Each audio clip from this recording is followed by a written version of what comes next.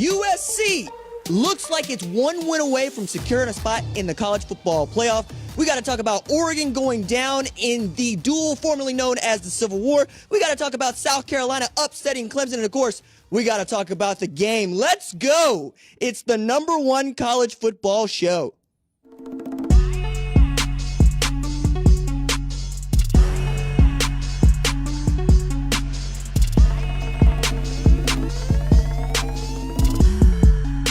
What's up, kinfolk? It's RJ Young. I am not on a step mill. Thank you for watching on the Fox Sports app, YouTube, or listening wherever you get your podcast. Today, I'm at the Fox Sports lot where we had an outstanding live tailgate event, and that's where we got to start today. Michigan crushing Ohio State. Final score is 45-23, and by the end of it, we were seeing shades of 45-27 in Ann Arbor. Going into this game, many of us believe that Ohio State was right to be a 7.5-point favorite. And why not? They had not lost at the shoe in a conference game since 2015. That's a 29-game winning streak for them. We're also talking about a Michigan team that had not beaten Ohio State in Columbus since 2000. And at the start, it looked like those jitters were getting to Michigan, as it was clear to us very early on that Blake Corum was not going to be able to go. He had come out with a very bulky knee brace on, and you could see his lateral movement, the thing that makes him elusive and quick, was not there for him. And my goodness, I was going, is Donovan Edwards going to play in this game? Is Donovan Edwards going to be a force? What is J.J. McCarthy going to do without his safety blanket in number 2 behind him? And both of the underclassmen stepped up in a tremendous way to get a monumental win for Jim Harbaugh and the Michigan Wolverines in this. I think I cannot say enough about the job that Donovan Edwards has done, because I'm going to reference it probably for the next 2-3 weeks, because this was a star-making performance for him. I had wondered, when is Donovan Edwards going to be the explosive back that we saw a bit of earlier parts of this year, but also late last year? A guy that played quarterback in high school and won a state championship. When is he going to get his shot to be that guy 7.5 yards deep when Michigan needed him? And it came sooner rather than later. And what a time, because they're not deep at tailback. Behind Blake Corum and Donovan Edwards, you got C.J. Stokes, who's still getting there. But they were deep at Ohio State, and I thought, if anybody could suffer injuries and fight back through that, it would be the Buckeyes. But here comes Donovan Edwards with 21 rushes for 216 yards with 2 TDs, had some really long plays, the kind of long plays that we saw Blake Corum make earlier in the year to seal the victory for Michigan down the stretch. But I can't say enough nice things about J.J. McCarthy and the way that he really grew up in front of us. At the start, it felt like the Ohio State front seven was getting to him. He was throwing the ball all over the yard, but not to his receivers. And then, like, right on time, we saw Cornelius Johnson make a big play for J.J. McCarthy. He beat his man in a one-on-one and 10 took it to the house. And it kind of went into rhythm for J.J. He found Cornelius Johnson again, who, until Donovan Edwards went off, we're asking the question, is Cornelius Johnson the best player in this game? And for the first time all year, it felt like the vertical passing attack that Josh Gaddis had given us a bit of last year with Cade McNamara, that Matt Weiss and Sharon Moore had not gone away from, but were a little ginger with their sophomore quarterback, had come into vogue. And really, the style is there, right? We saw it from Roman Wilson. We saw it from Donovan Edwards. You saw it from Cornelius Johnson. I'm looking around going, Ronnie Bell is even getting his in, and the Michigan defense continued to step up and make life difficult for C.J. Stroud. I understand that Stroud played a fantastic game in this one, and I thought that he was going to come away looking like a Heisman winner in it, but I think it speaks more to just how the Michigan defense was able to bend without breaking, and Jesse Minter did an outstanding job calling a great game. They didn't have Mike Morris available to them, and I think that was going to show, or I thought it was going to show in that front, and it did not.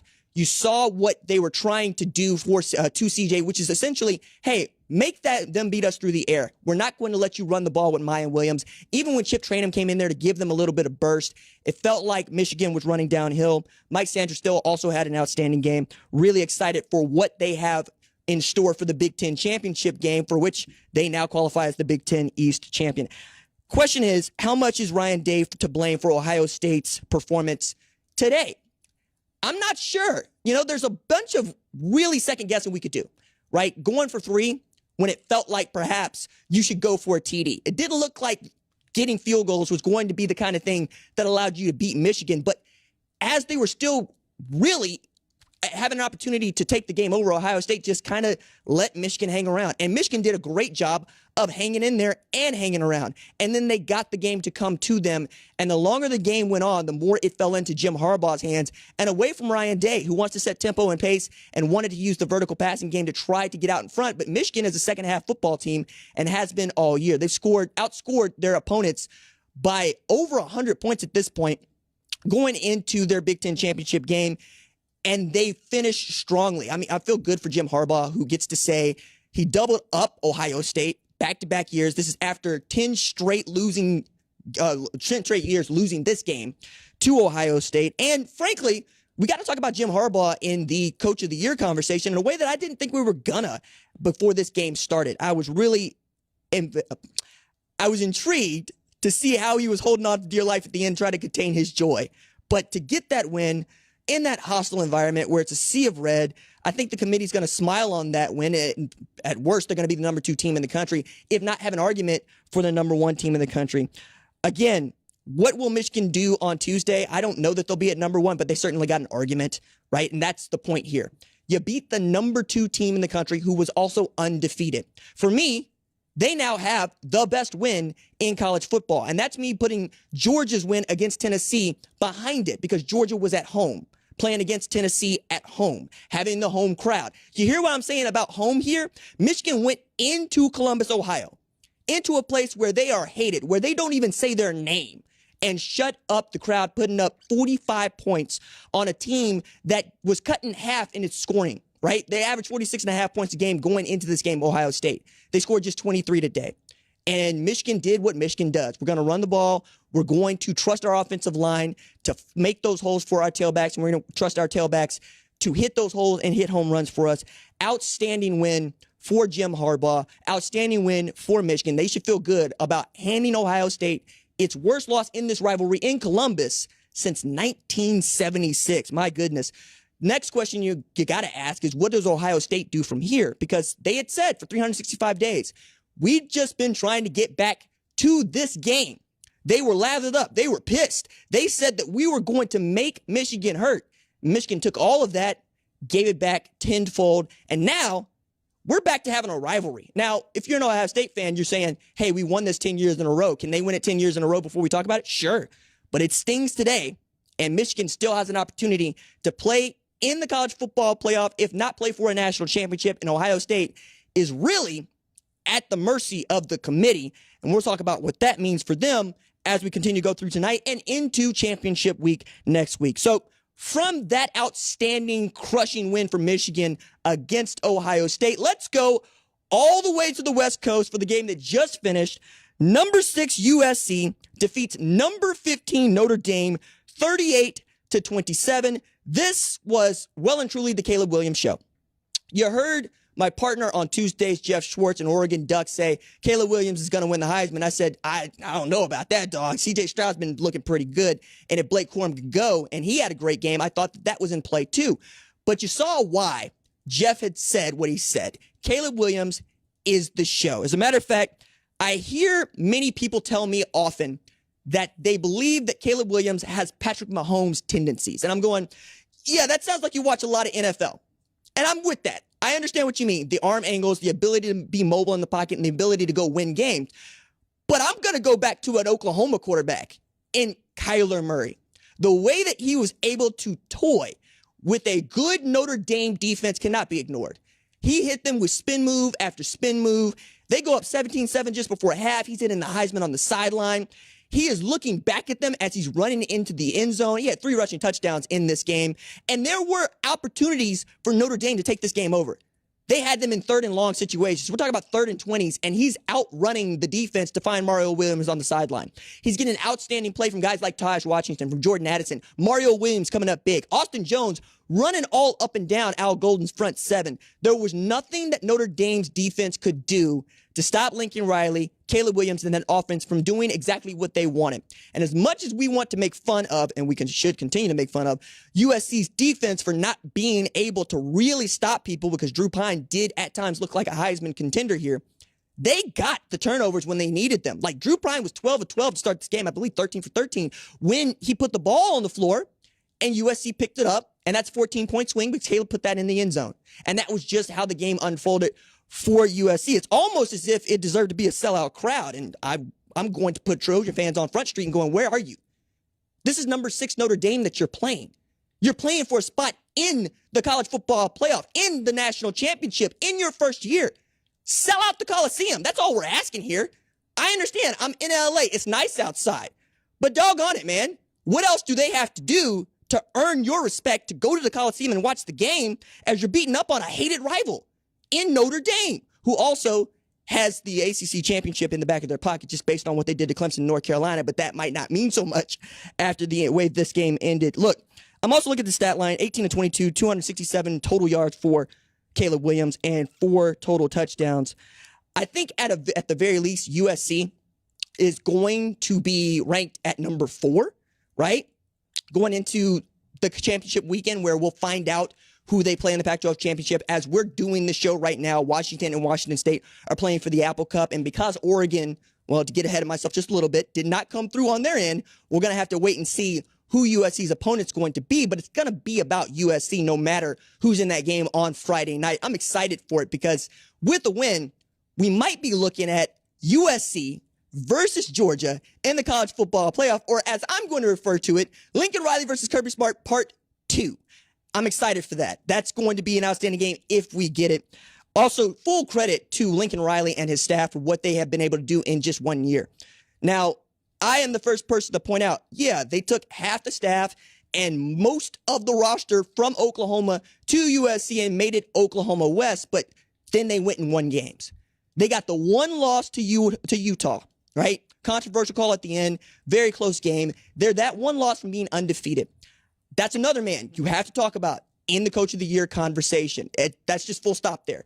He has done an outstanding job in year one at a place that he just got to last November. A year later, he has his team right back where he has had every other team he's head coached in position to play in the college football playoff once again. It's just, can he get out of the first round? We'll see. But first, got to take care of business in the Pac-12 championship game. Now, that is where it gets kind of funny on who they're going to play in this game, because the Civil War also played this afternoon. And you'll know, Oregon State upset Oregon, number 9 Oregon. Score was 38-34. My goodness, I'm watching this game and I could not believe what was happening in front of me, because Oregon had taken a 21-point lead and it felt like all they had to do was sit on the ball. That's all you had to do, because Oregon State could not throw the ball. As a matter of fact, we're talking about a quarterback that finished with 60 yards passing and 2 interceptions and could not be trusted toward the end of the game for Oregon State because they ran 19 straight rush plays, got 143 yards out of this, but Oregon kept giving them opportunities, giving the ball away, putting the ball on the ground, squandering another outstanding game from Bo Nix, who was playing hurt, still passed for 300 yards. Now we're talking about an Oregon State team that is on par with Oregon, right? These are two teams that, one, we expected to be here in Oregon. Oregon State, we did not. And I think that Jonathan Smith is probably going to end up, if not Lincoln Riley, as Pac-12 Coach of the Year for what he was able to accomplish in just this year. I had kind of alluded to it a couple of weeks ago when I looked at the schedule and said they could be looking at 9 wins to beat up on an Oregon team that has shown signs that maybe they can't finish the game, like they couldn't against Washington. And Oregon State bowed up. The defense bowed up. You had 1st and goal near the end of the game where Oregon had an opportunity to go up by 2 if they get into the end zone. You had Dan Lanning on the sideline holding up 4s, letting his offense know, I'm going to give you 4 chances to go stick this in from 1st and goal. And the Oregon State defense continued to step up time and time again. 3 times they stuffed the run, and then they broke up a pass that Bo Nix thought he could complete on 4th and goal. I felt bad for him, but it felt great for Oregon State and Jonathan Smith. It's their first win against a top 10 Oregon team in the college football playoff era. You got to feel good about that. And perhaps they are the reason that Oregon might not play in the Pac-12 championship game, as Washington and Washington State still have to figure that out for us. Depends on what happens, but Oregon needs Washington to lose. And, you know, Washington would like nothing else than send Oregon packing. Once again, would basically land in the second loss in the same season. I'd be excited to see that. So I also thought that watching my buddy Jeff kind of lose his mind on the Twitters was a lot of fun. But I also know how much it hurts. To Jeff's point, though, he doesn't feel great about the way the game ended, and he shouldn't. If you're a Ducks fan, you know you had this game wrapped up. You know you were the better team, and now you got to figure out what went wrong and how you're going to fix it. And you're going to have to do that without Kenny Dillingham next year, because it feels like Kenny Dillingham is going to accept the job as being head coach at Arizona State. So you got a new offense coordinator, got a new quarterback, and you're going to have to go back to rebuilding that offense and the kind of thing that can get you back in a position to play, hopefully, for a Pac-12 championship, but we'll see. A game that was not on the rundown to start tonight, but ended up there, is Texas A&M upsetting number 5 LSU 38-23. All right, I have been making jokes all week about the College Football Playoff Selection Committee ranking 2-loss LSU number 5 in the country, ahead of other teams that deserve to be there. Tennessee for one, Clemson for another. I would even go with something like Alabama at times, or even reach down back to North Carolina if that's what I wanted to do. But they decided, no, they won the SEC West. We're going to make them a top 5 team. I'm looking around going, you mean this team that lost to Florida State? That one? Yeah, they beat Bama, but so did Tennessee. And you're telling me that you really think that's a top 5 team? And A&M, goodness me, they gave us all the W that we've been looking for from them all year. We knew that A&M was a more talented football team than LSU just looking at the rosters. But I don't know that there has been a team that has underachieved to the degree that this 2022 A&M team has. Because I watched them take apart LSU. I watched them hit them in the mouth, put dudes on the ground, pick up the ball, run it back in. I watched Devin Achane have an outstanding day. I watched Connor Weigman grow into being what I hope is the starting quarterback for next year. I wanted to see it all year, and maybe we're talking about A&M being in the spot that LSU is in when they get to play for an SEC championship game. But now, where are you going to put LSU in your rankings if the College Football Playoff Selection Committee? Because they embarrassed you. And the last time that a team embarrassed you, Tennessee, you dropped them just inside of the top 10 for getting 63 hung on their head by South Carolina. I want to see the College Football Playoff Selection Committee account for this error that they made last week and act appropriately with LSU. A&M players also not just saved Jimbo Fisher's job, but perhaps save the team. Because one of the questions that I had asked was, if A&M goes to 4-8 and not 5-7, how many of these players are here at A&M next year? Why not just go into the portal and try to find another culture that fits? Because it didn't feel like this was one that was staying together. You had players that were indefinitely suspended. You had players that were absolutely acting out of pocket. You had a Jimbo Fisher who was bouncing all around in the narrative that he was presenting and how they needed to get better or not get better. You lost to Appalachian State at Kyle Field. It just wasn't looking good until you got this win against your SEC rival to knock them completely out of the college football playoff. I don't care if they beat Georgia in the SEC championship game. You can't let that team into the playoff, and I don't expect that the playoff selection committee will, given what other teams qualify. LSU is also wildly confusing. I mean, look, I watched them against Alabama. I watched Jaden Daniels be that dude to knock off Alabama, and I also watched them lose to Florida State. And then I watched them get dunked on by A&M. I just want Brian Kelly to figure it out, tell me who's doing what and why. But I'm going to admit, I've had a lot of fun watching this version of LSU, and I'll watch it again next year because if nothing else, they are entertaining, and that's what I want. Entertain me. Please entertain me. South Carolina chose to entertain me. I had said going into this week, maybe South Carolina can do us a solid 2 back-to-backs here, right? Can you take down 2 top 10 opponents to finish the season? They said, RJ, we got you. We got you, dog. South Carolina upsets number 8 Clemson 31-30. They come back from double-digit deficit. I believe it's 24-13 at halftime to win this game. They held DJ Uiagalelei to 8 of 29 for 99 pass yards with a TD and a pick. The Clemson quarterback situation just does not look good. It is the thing I've been harping on all year. I said they don't have a quarterback. Yeah, they do. It's Cade Klubnik. Yeah, they do. It's DJ Uiagalelei. No, they don't have a quarterback. And if you don't have a quarterback, it's going to be really difficult for you to pass the ball. And I wanted Will Shipley to have a much better season this year. Honestly, I thought they were slow in making this his team and slow to just saying, we should treat that guy the way that we used to treat Travis Etienne. But now that they have figured out we're not that good, but we are good enough to play for an ACC championship, I wonder how we're going to look at the rankings once again with Clemson, because South Carolina has done something they haven't done in their history, which is beat 2 top 10 teams back to back. They beat Tennessee in Columbia. They win the Palmetto State Championship in Death Valley, by the way, which means they stopped a 40-game win streak from Clemson at home. What a way for Shane Beamer and his squad to go out in the regular season. He is living his best life right now. He is talking all the noise he is. And Spencer Rattler smoked a cigar in the visiting locker room. Felt really great for him because these last couple of games have been the guy that I knew coming out of Arizona, coming out of Pinnacle. The guy that we all thought was going to be that guy at Oklahoma in 2020, even going into 2021. And I'm grateful to see that it came together for him, that it came together for Marcus Satterfield, who recruited Spencer Rattler by saying, people think I suck. People think you suck. I don't suck. You don't suck. Let's go show them that we don't suck together. And that has been their mantra, and they've made that work at South Carolina. I'm excited to see what the SEC East looks like next year because, yes, it's still Georgia's division, but my goodness, South Carolina gave us a lot to be proud and delighted by, because that also means there is no Clemson in the college football playoff.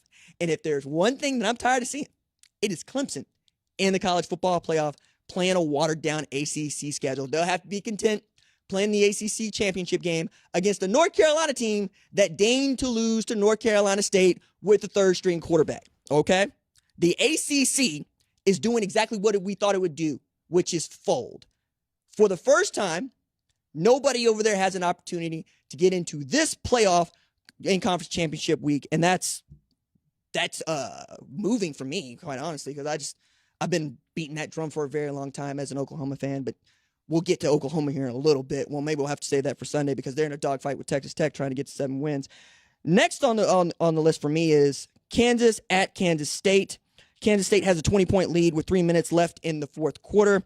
Feels like we're going to talk about Kansas State playing against Texas Christian in the Big 12 championship, and that's with 3 minutes left and a 20-point lead. I'm going to venture there. Now, Texas Christian took care of business against Iowa State, a game that I thought could be a trap game for them. They won 62-14. Coincidentally or not, they also beat Iowa State by 48 when they played in 2014 and were left out of the playoff. This time, there is no loss on the resume. They are 12-0. They will go into the Big 12 championship game ranked at worst at number 3. They take care of Kansas State to get in, but Kansas State has come into its own over the last few weeks with Will Howard at quarterback. We all know that Deuce Vaughn is that dude at tailback. I'm excited to see the two purple teams go at each other for the Big 12 championship. That ought to be a lot of fun. Lance Leipold also signed an extension through 2029 to stay as the Jayhawks head coach. I love that. We love Lance Leipold here on the #1 college football show. We love that Kansas is back to winning football games and competing in a very real way. I also love that the Sunflower State game meant something this year, because if Kansas State lost that because Texas took care of Baylor, Texas is going to get into the Big 12 championship game. Kansas State needed to answer the bell, and they did, unlike, say, Oregon in their in-state rivalry game. Look, we're going to talk a lot more about the Big 12 championship on Sunday's show when we go through my top 25 and we see our setup for the conference championship. On the way out, very quickly, I mentioned that TCU destroyed Iowa State. I don't know that they have an argument for being number 2 or number 1, but 3 is where I would slot them. If they fall below 3, we're gonna have a problem, and we'll talk about that Tuesday when those rankings come out. Purdue knocked off Indiana 30-16, and with the loss of Iowa to Nebraska, they get into the Big Ten championship game. So we're gonna have Michigan versus Purdue. Purdue playing in the conference championship game for the first time in school history. Shout out to Jeff Brom, to Aiden O'Connell, who started as the 6th-string walk-on quarterback at Purdue and managed to lead this Boilermaker team into its first berth in the conference championship games. Charlie Jones also continues to be that dude. He had 4 catches for 143 yards and a TD. It feels like right now, in the way that Heisman winner is probably going to be Caleb Williams, all things shake out the way we think they are, Charlie Jones has a real argument to being the Biletnikoff Award winner. What he has meant to the Boilermaker offense is not unlike what David Bell meant last year, what Rondale Moore meant 2 years ago. Outstanding player. And then Alabama conquers Auburn 49-27. This might have been the last time that we see Bryce Young in an Alabama uniform. It would not shock me to find out that he skips the bowl game, prepares for the NFL. We're going to see a lot of those decisions being made here of late. CJ Stroud is another one of those. We're not sure about whether or not he's going to play in a bowl game, because for these teams and for those players in particular, it was about getting to the college football playoff and playing for a national championship. And for Ohio State and Alabama, that's just not so. So this week 13 of college football delivered in a very real way. I've had so much fun all day watching these games, talking with you on the Twitters, doing the show tonight. And we'll pick it up on Monday morning when we talk about just what transpired in the rankings, when we talk about what is going to set us up for the conference championship, and we prepare ourselves for award season as it is upon us. All right, that's going to do it for this episode of the #1 College Football Show. My thanks as always to our lead producer, Tyler Wojak, who was at the Coliseum supporting his Notre Dame Fighting Irish. Didn't go the way that he wanted, but I'm glad that he got to see that game in person. I'll ask him about it. Maybe we'll be able to do a bit about it on the show. Our senior producer, Catherine Donnelly, who's been at work all day, just like me, doing 2 shows. Love her. Our director, Kyle Holly, also same thing. All day, 2 shows. It's been a treat for me. Our lead of screening, Rachel Cohn, is really bent the world to me. You would know YouTube. That is her. Love her. I can't wait to see what she does next. Javion Duncan is our social media maven. Continues to stay up on the tweets, on the Instagrams, is constantly in my DM saying, hey, RJ, we should do this, we should do that. This has been a fantastic season for us. I've been very, very fortunate to work with the team, and we got a couple more shows left to do, but this here now, this is the Yankees job, and I'm having a great time. All right, that's it for me. We'll see you on Tuesday. Deuces.